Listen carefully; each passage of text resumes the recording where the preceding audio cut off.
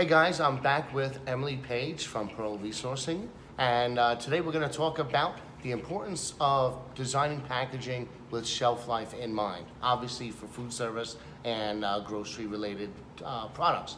So first, why is it important? I mean, it might seem obvious, but you know. It's really, obviously shelf life is important for two reasons. One, you want your consumer to be able to purchase the product and actually enjoy it before it goes bad and has a funky taste or a funky appearance.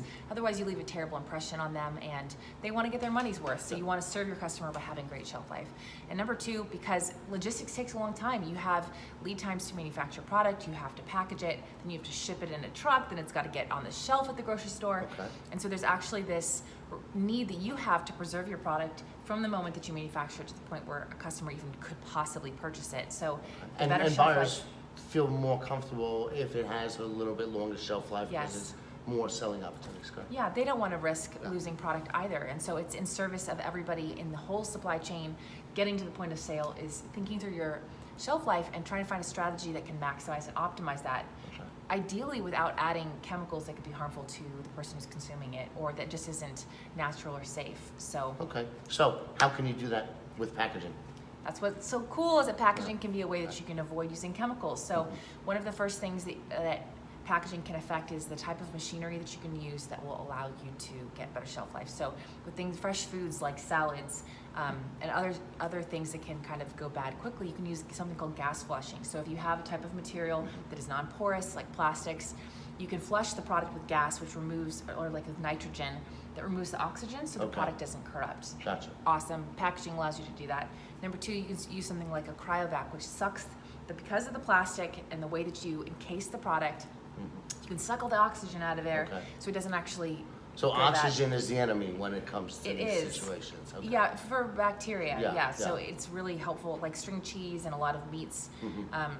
You'll see them in those like plastic peels. That is cryovac. Yeah, you can have a semi-rigid or you can have flexible versions of that. You have to have machinery to be able to do that. So either you as a factory need to purchase it or you need to have a co-packer that has this capability, but it can add shelf life to your product. And then the last thing would be, making things like non-translucent so that you don't have exposure to light. Light actually, as wonderful as it is, it also corrupts products. And so having something that either has different layers within the plastic, so not opaque. But there's, because it's really important to see the product, and especially if it's food, but non-translucent, what is involved with that? Yeah, you can have different layers of plastic where you can have metallized film, for example, so there's one layer of plastic, one layer of metal, and one layer of plastic again to protect the product from touching metal if it's at all sensitive to that. And it can allow non-permeation of the sunlight as well as oxygen, so it helps to preserve your product. It's really simple to do, it's very affordable, and they have recyclable versions of that, so and as well as biodegradable versions, which are way more expensive, which is why they're not so much on the market. But these options are available and really easy to use and can add shelf life to your product. And this just works for food service too, right? Like the example we talked about? Yeah, so if you were thinking about like, how does this make a difference? I think that's the maybe a fourth version is that case pack sizes. So if your product, if you have chips, for example, when I eat kettle corn, which I'm totally addicted to, I open a large bag and I try to save it so I don't eat the whole thing at once. But if I don't eat it within a week, it all goes bad. I know, it's so hard to do. So buying little serving sizes allows the oxygen to only get into the version that I'm opening. And so when it comes to food service, is a great example. I've made frozen appetizers in like large cases, and we had plastic bags that you'd have to break open to be able to get into that. And these are stored in the freezer, and you buy huge amounts of them and you serve them at some hotel or a restaurant.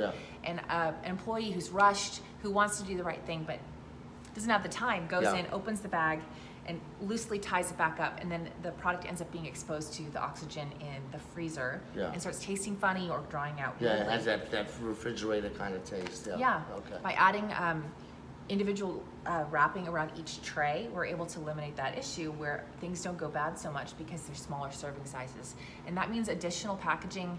It means a little bit additional labor, which can be frustrating, or you got to think it through when you're planning your pricing or planning how you pack it all out. But it makes a huge difference for the person who bought it to be able to enjoy it.